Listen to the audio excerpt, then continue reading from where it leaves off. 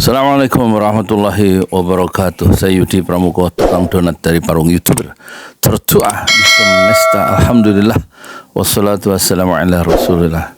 Apa beda Prabowo, presiden elek yang terpilih, dengan Presiden Jokowi? Jokowi mewariskan kerusakan hukum, kerusakan politik, dan orang kehilangan kepercayaan terhadap hukum. Public trust itu nggak ada. Melakukan pembiaran, pembunuhan terhadap 6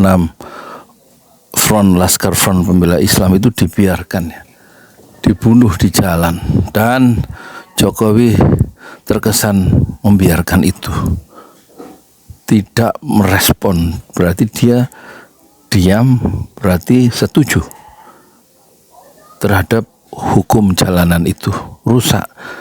Terus kemudian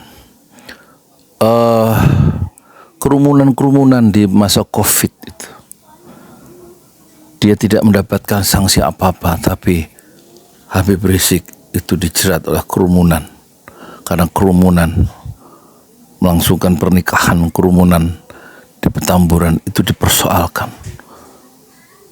Jadi kemudian apalagi rekayasa Mahkamah Konstitusi nomor 90 16 Oktober 2023 mengubah batasan umur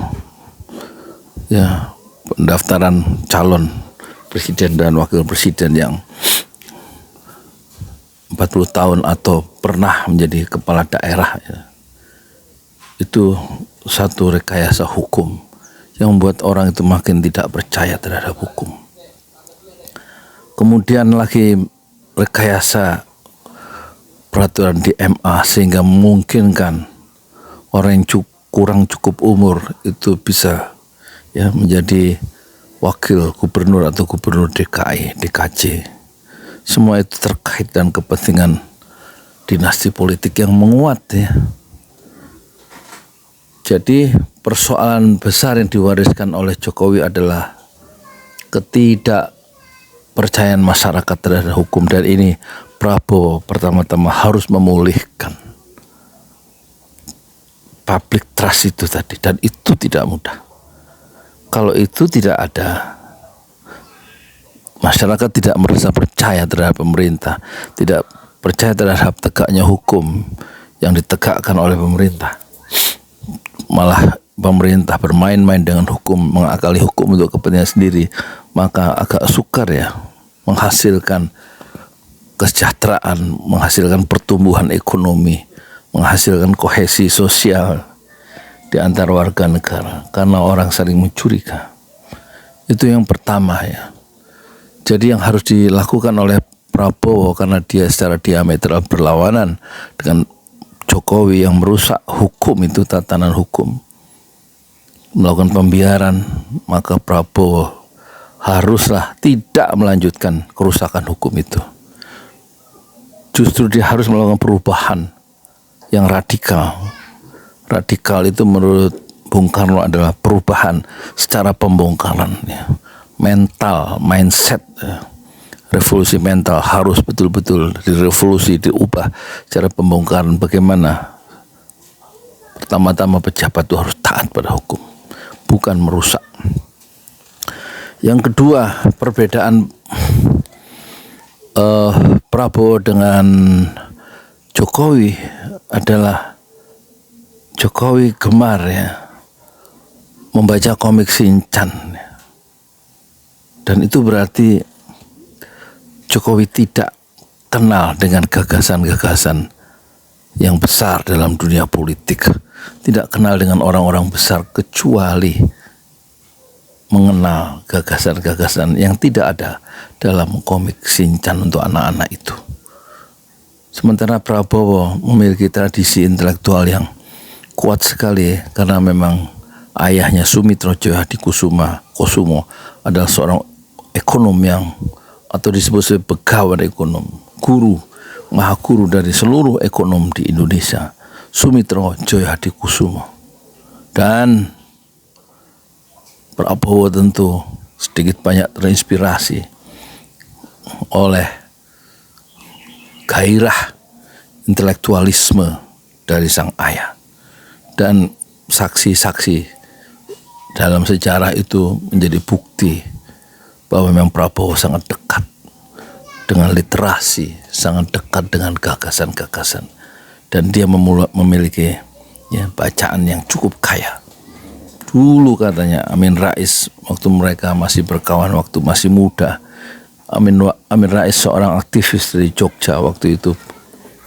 Sementara Prabowo adalah seorang taruna akabri dari Magelang. Amin Rais heran dalam ransel seorang tentara yang bernama Prabowo Subianto yang masih remaja itu. Di dalamnya banyak buku-buku tentang ekonomi. Tentu ini satu pengecualian seorang tentara itu akrab ya, dengan gagasan-gagasan yang visioner. Bagaimana membangun negeri ini melalui kekuatan pikiran pertama-tama. Tetapi Prabowo tentu tidak akan meneruskannya. Gaya pemimpinan Jokowi yang hanya kerja-kerja tapi kehilangan perspektif yang lebih kaya di dalam melihat Indonesia ke depan. Dan catatan ketiga, apa beda Prabowo dengan Jokowi? Jokowi sangat terikat ya, pada slogan kerja, kerja, kerja. Dan tampaknya dia menjadi semacam penerjemah dari kepentingan-kepentingan oligarki yang lebih besar, sambil mengabaikan rakyatnya sendiri. Terbukti dengan sampai sekarang sudah 10 tahun hampir selesai, kita masih impor gandum, masih impor garam, masih impor gula, masih impor beras. Tidak ada kemandirian dan tidak ada pembelaan terhadap petani, terhadap orang-orang kecil. Dan ini secara diametral berlawanan dengan cita-cita Prabowo yang kalau dia nanti jadi presiden akan melakukan satu pembalikan arus di dalam berpikir, dalam pembangunan. Dia ingin membangun dari desa. Tentu ini satu kebalikan, dan Prabowo tidak akan melanjutkan gaya berpikir atau pendekatan pembangunan yang dilakukan oleh Jokowi yang sangat mercusuar dan menghabiskan anggaran seperti IKN itu sudah menghabiskan anggaran sampai 76 triliun dari APBN. Tetapi Prabowo mencoba untuk membangun dari desa. Tentu dana desa, yang satu desa ada yang 1 miliar, ada yang 1,5 miliar, dan semua desa ada 74.000 atau 75.000 desa. Kalau memang memulai dari pinggir, memulai dari desa, tentu Prabowo akan terkurangi bebannya. Ya, rakyat akan menjadi mandiri. Rakyat hanya kemudian didorong oleh pusat untuk menemukan jati dirinya masing-masing dan menolong dirinya sendiri dengan kekuatan dari desa dan orang-orang desa. Inilah yang membedakan Prabowo dan Jokowi, ya. Dari segi integritas atau intelektualismenya berbeda, dari segi latar belakang keluarganya berbeda, dan dari segi bacaannya berbeda, dan dari segi pendekatan pembangunan yang berbeda. Jika Prabowo memiliki kekuasaan akan berbeda dengan Jokowi yang betul-betul mengabdi pada kepentingan, bukan kepentingan publik rakyat banyak. Rakyat banyak hanya menjadi slogan, tapi justru Prabowo yang kita harap jauh lebih baik karena akan mementingkan orang-orang desa. Assalamualaikum warahmatullahi wabarakatuh. Di jalan Allah. Ini Masjid Enam Syuhada lagi dikunjungi sama Ketua Hilmi. Modal awalnya berapa Pak Yudi Pramuko? 750.000. 750.000 rupiah aja. Jadi ini 500 jutaan nih barang. Sekarang udah habis 310. Masya Allah, tuh udah pakai keramik, plafonnya tinggal granit tuh kayak marmer tuh. Masya Allah nih, sampai juga kita ke sini. Masjid Enam Syuhada, ngapa namanya Masjid Enam Syuhada, Ya, Pak Yudi? kita mau mendokumentasikan perjuangan dakwah nama anak muda pengawal Habib Rizik Syihab itu Masya Allah. yang dibunuh sama orang jahat di kilometer 50. Kilometer 50 ya. Itu kan simbol memperjuangkan dakwah itu kita harus memberikan segalanya untuk Islam kan ya, untuk Masya dakwah Islam. Allah. Dan nama anak muda itulah yang sudah memberikan segalanya untuk Islam. Masya Allah. Kita Apa nanti nama pemuda itu ada juga di sini mungkin diterahkan? Mungkin namanya 6 syuhada. 6 syuhada Ya. itu, 6 syuhada dipasang di sini, 6 syuhada. Bip Ali, apa yang dikomentarin dari ini semua, Bip Ali? Masya Allah, luar biasa. Dari uang 700.000, kalau pengen ternyata bisa.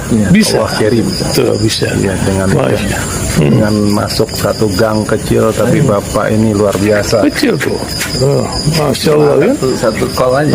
Masya Allah, perjuangan Pak Yudi Pramuko, YouTuber sejagat paling tua. Tertua di semesta. Tertua di semesta. Masya Allah.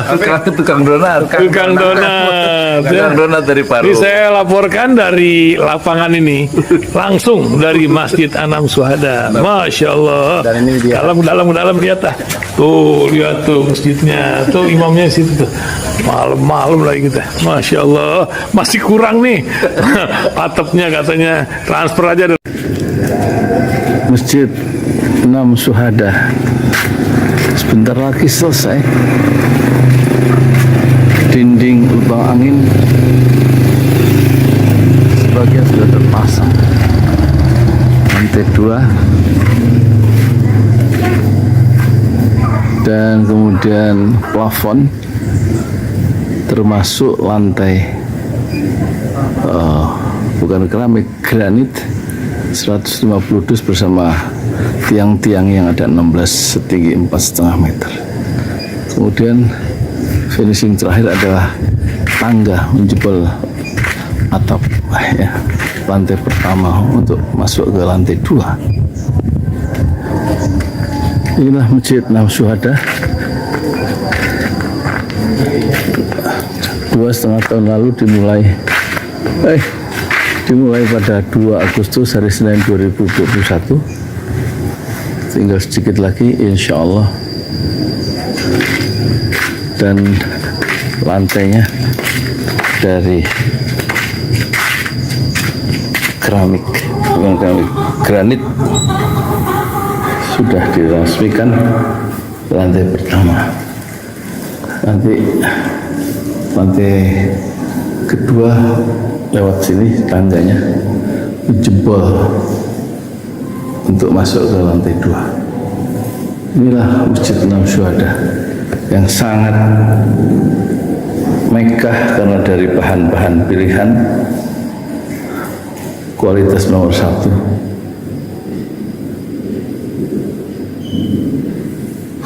Tinggal sekitar 80 juta lagi finishing lantai atas selesai, insya Allah.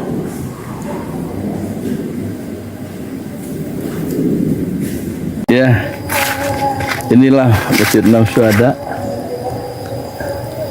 yang sangat bersejarah ya dalam sejarah dakwah Indonesia modern, insya Allah, karena ini dibangun dalam konteks kezaliman rejim penguasa yang sudah membunuh 6 santri dari front Laskar Front Pembela Islam, dan kita abadikan pengorbanan dan perjuangan dakwah mereka sehingga kita sebut namanya Masjid 6 Syuhada. Mereka mengawal perjalanan dakwah gurunya Habib Rizik Syihab, dan mereka dicegat oleh orang-orang jahat di kilometer 50. Saya Yudi Pramuko, tukang donat dari Parung Juber, tertua di semesta Fasbir Sabrun Jamil, bersabarlah dengan kesabaran yang indah. Assalamualaikum warahmatullahi wabarakatuh.